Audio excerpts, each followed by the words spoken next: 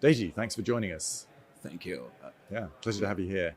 Thank you, Adam. We're going to talk about private credit in Africa. I understand you're raising two funds at the moment, one denominated in dollars, one denominated in Nigerian naira. Can you tell me a little about those two funds and what the opportunity is that you're hoping to be capturing with that? Okay, thank you. First, let's talk about why we're raising fund. What's the need for the fund? Credit in general in Africa is very scarce. The major source of credit remains the banks. The banks, even though they continue to recapitalize, if you convert it to dollars, it's still a drop in the ocean compared to the need of credit across board. For small to mid cap alone, we have a gap of over 400 billion. And these are the engine for growth. 400 billion across the continent? Or? Yes, yeah. $400 billion across the continent. And these are the engine of growth. They hire more people. They are the ones that contribute significantly to the GDP. So we, as ARM, saw the opportunity and said, how do we catalyze the growth of Africa? Africa, in terms of population, is about 30% of the whole world. It's less than 3% of GDP. So we all know the role of credit in capitalizing growth. So we saw that and we said, let's create a platform whereby we just take from the pages of what is already going on. We are not reinventing the wheels. Take from the pages and adapt it to African terrain because we understand the terrain, we understand the industry. That's how we came up with our two funds. One in local currency, the other one in US dollars. Local currency to take care of transactions that are done, companies that are within the boundary of Nigeria. So be it revolving credit facility, term loan facility, and opportunistic mezzanines. And what sort of companies would you be talking about there? So we cover every industry except for primary agriculture. But these companies are pretty much the ones that pick up recycling bottles, plastic bottles, recycle it into pellet and flakes, and export it. These are women-led fintech hospitality businesses that the banks are not really given the time to look at them because banks are faced with a lot of things and they also make money by just investing in government bonds instead of looking at this company. We will roll our sleeves. We are not just lenders, we are partners of growth for them to see how we can assist them, both in terms of giving them the right advice, giving them the right financial product, credit product, to be able to make sure that they grow. And also we build the platform of this roll-up of these kind of small companies. They are really small, so you are looking at EBITDA between $500,000 to like maybe $3 million. So those are the kind of companies, and they cut across the continent. And is it the same for the dollar-denominated fund, or is that a multi-country So fund? the dollar denomination is multi-country.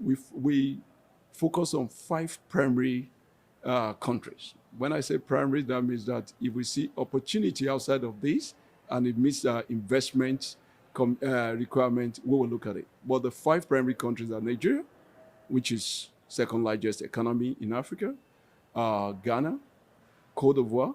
These are countries on the western border. Then Kenya on the east and Morocco on the north. Morocco gives us access to the north as well as to the Middle East. There's something unique about Cote d'Ivoire because you can lend in their local currency, CFA, which is pegged to euro. But other than that, dollar lending will be to companies that have dollar receivables. So that you take out the currency risk. We take out the currency risk. Yeah. And our focus is on companies that are already established. So we are cash flow lenders, so that we are not taking unnecessary junior debt risk. Right. And you mentioned that the model that you're using is a tried and tested model. I mean, we're obviously seeing a lot of enthusiasm for private credit. We're seeing massive growth in it. The market's huge globally. Do you feel like Africa's kind of missed out on that and that this is just a hidden opportunity that people just need to wake up to?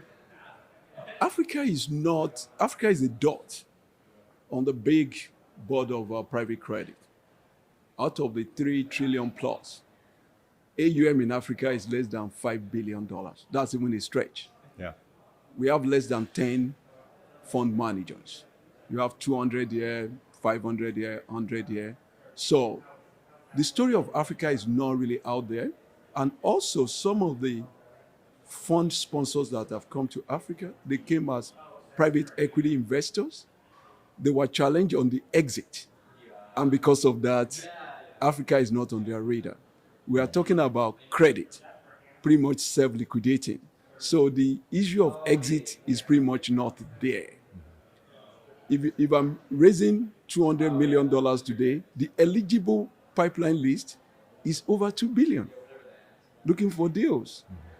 We put together very structured package. Covenant is very, very tight. And don't forget, these obligors, they don't have multiple options. So their probability to default is very, very low. Right, right. That's fascinating, and obviously much in need. Do you perceive any significant risks as you're building this fund? Yeah, there will always be risk. As in any credit investment, we put together, we sign up with one of the global rating agency to provide us with a robust platform, scorecard, so that we get the probability of default, loss given default, early warnings, all those bells and whistles, we put it there. Then governance structure, the right people on the investment committee team, because we are local. Due diligence is easy, so we understand what goes on. And even in the countries where we don't even, we are penetrating, we have local relationship whereby we can do the due diligence in detail before we even consider the obligor for potential transactions. So we cannot eliminate risk, but we will manage the risk. And post-close monitoring is key. We live by the obligor. We are not parachuting into the place. So we can see how the company works. Then we also partners with the banks. We are not competing with the bank. So if an obligor gives me quarterly numbers, that's a paper. I can check with the bank if the cash is there. So that is also key in partnering with the local banks to ensure that we manage the risk very well. So we've seen a lot of people looking to invest into private credit. It seems like you've got a great idea there, so it'll be fascinating to see how that unfolds. One last question. What's been your experience so far at the Private Debt Investor Network event? Okay, let me tell you. I walked in here yesterday. I noticed that there are only 2 fund managers from Africa.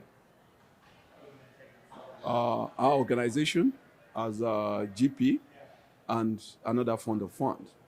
And as I listen to the presentation, watch even the interaction with the attendees, shows that there's a lot of interest, but there's little knowledge or understanding about Africa investment environment. Not only is Africa far away from here geographically, the information is not really there. So my take home with one of the fund of funds contact that I met here is that we need to go back to Africa and put the story together, pass it on to PEI, and coming back next year, make sure we get a sizable number of private credit fund managers in Africa together with some obligors. We want to have our own African session next year so that we can tell our story. That's a great idea. To the GPs and the LPs, and even in the evening as like a social time to be able to deep down on it. And by that, people will start looking at it. It's not that it's going to change overnight, but we start planting the seed. So that is my takeaway, but it's been a very productive session for me. Great. Really glad to hear that. Well, thank you very much for joining us. Thank you so much. Thank you for having me.